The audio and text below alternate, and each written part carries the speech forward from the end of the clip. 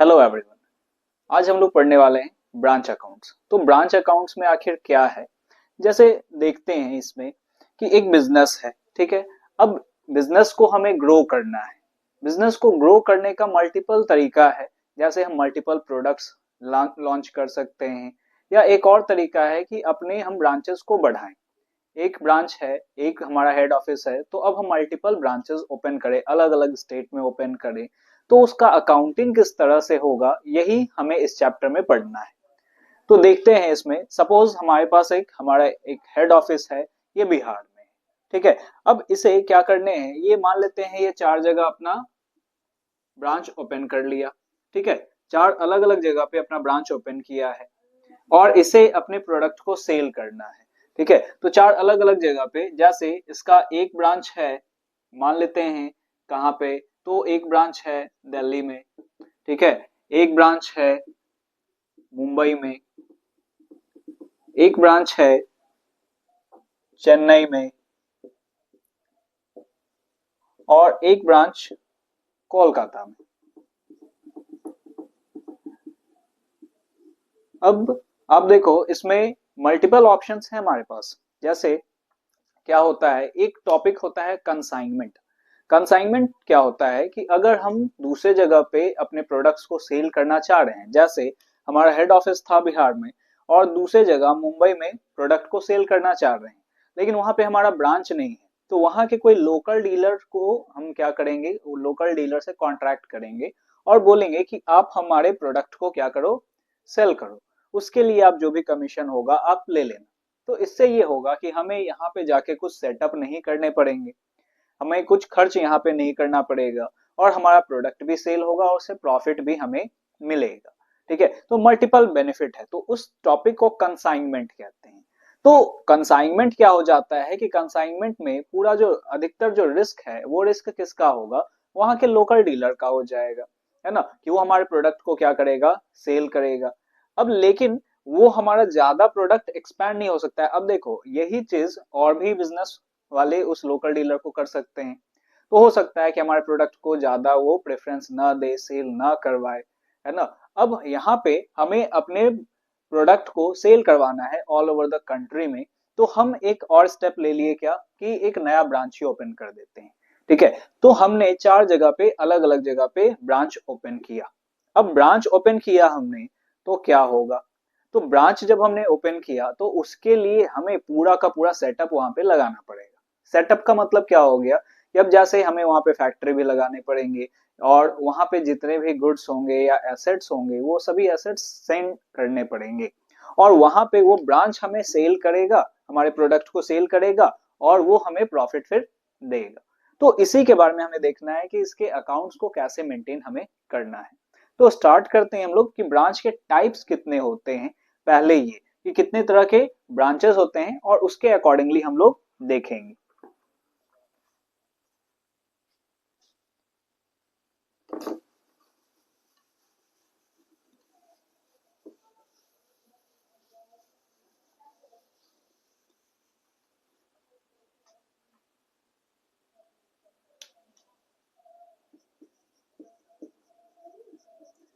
Branch के types जो हैं वो तीन हो जाते हैं मेनली।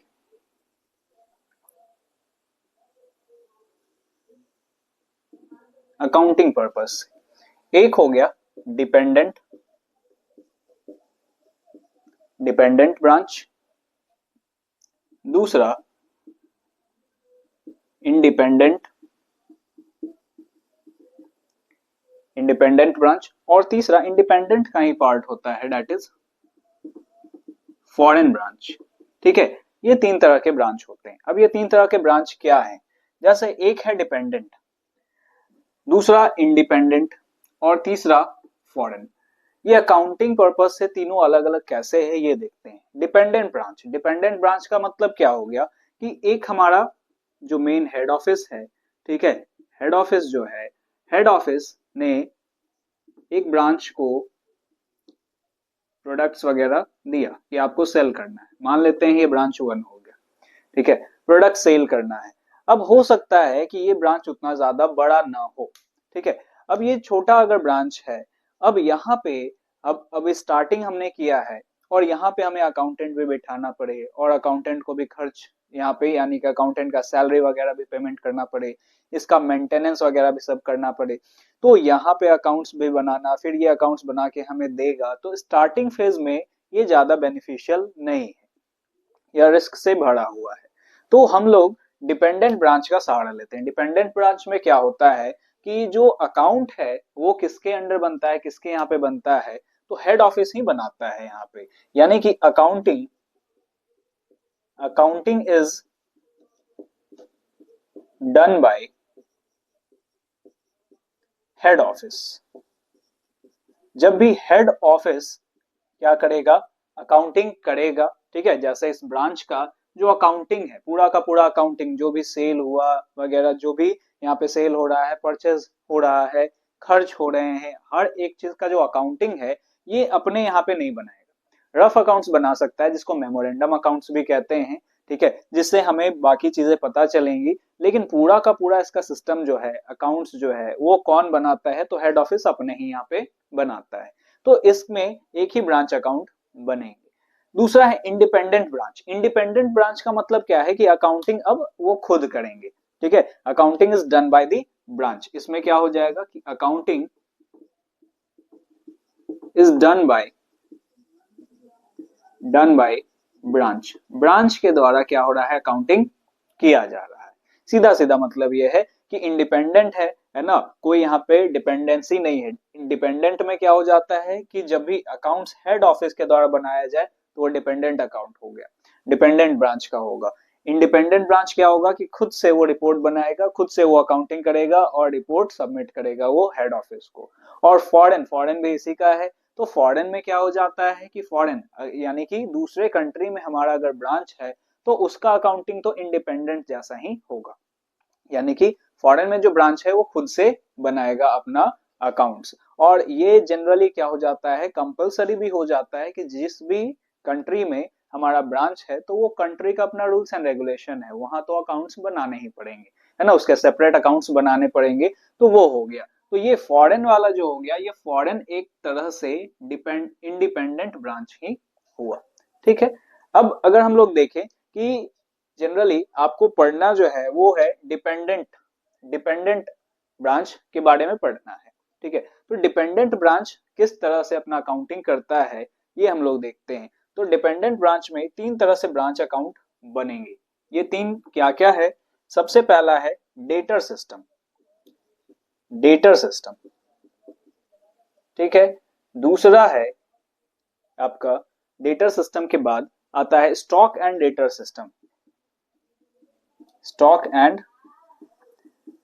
सिस्टम, और तीसरा है फाइनल अकाउंट सिस्टम।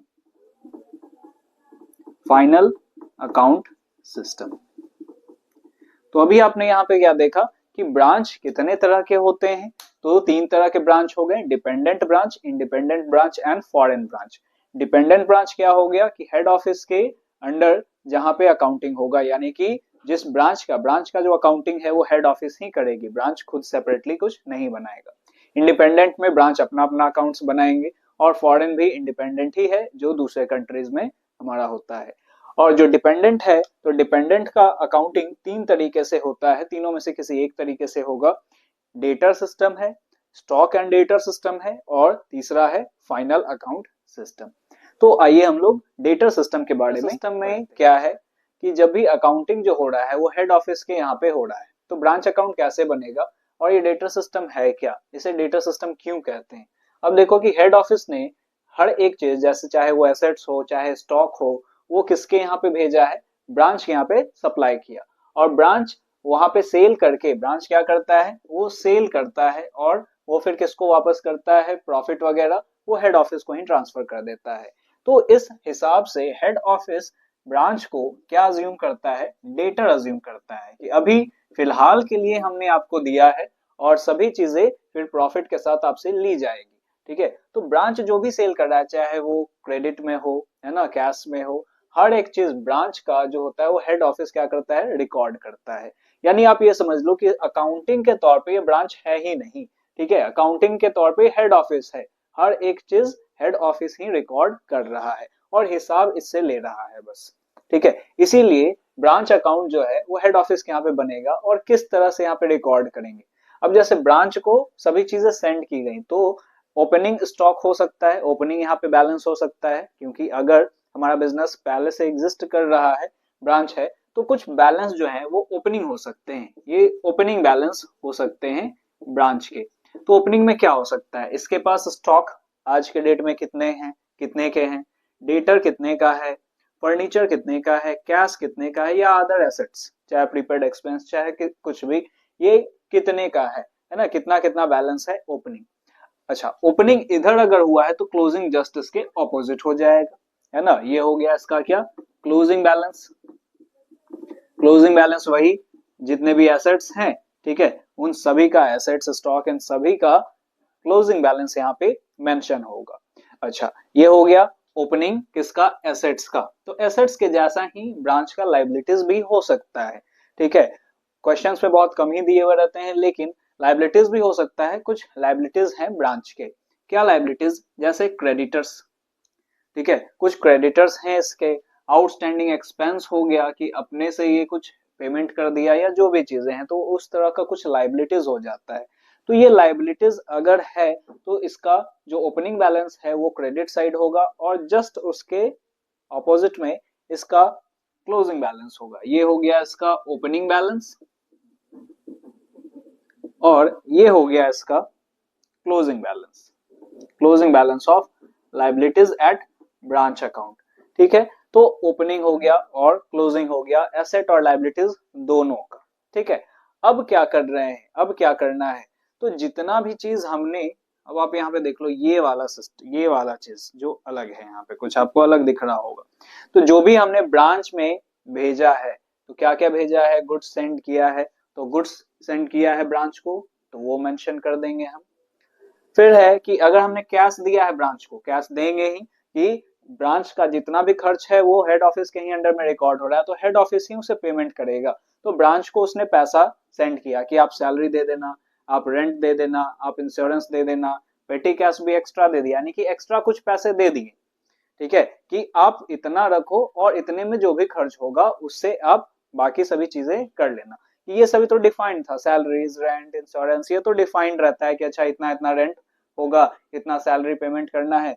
लेकिन पेटी कैश, पेटी कैश का मतलब अचानक से ब्रांच में अगर कुछ खर्च आ रहा है, ठीक है, अगर स्टेशनरी में लग गया या किसी भी चीज में एक्स्ट्रा लग गया, तो ये अपने पॉकेट से कहां से देगा, इसीलिए पेटी कैश भी इसे दे दिए जाते हैं।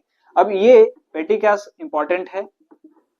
फिर उसके बाद यहाँ पे हमारा डेटर इंपॉर्टेंट है, ठीक है, डेटर अकाउंट इंपॉर्टेंट है और स्टॉक अकाउंट इंपॉर्टेंट है। इस तीनों का क्या होगा कि अभी हम लोग और भी अकाउंट्स देखेंगे, यानी कि ब्रांच अकाउंट एक तो ये हो गया, बाकी ये तीनों हम लोग को पता अगर करना है, अगर क्वेश्चंस में सही से नहीं दे रखा है, ठीक है, कि पेटी कैश अगर नहीं दिया हुआ है या स्टॉक प्रॉपर नहीं दिया हुआ है या डेटर प्रॉपर नहीं दिया हुआ है, कुछ कुछ हमारे पास मिसिंग फिगर्स है, तो उसके लिए हमें क्या करना पड़ेगा, इन तीनों का अकाउंट बनाना पड़ेगा।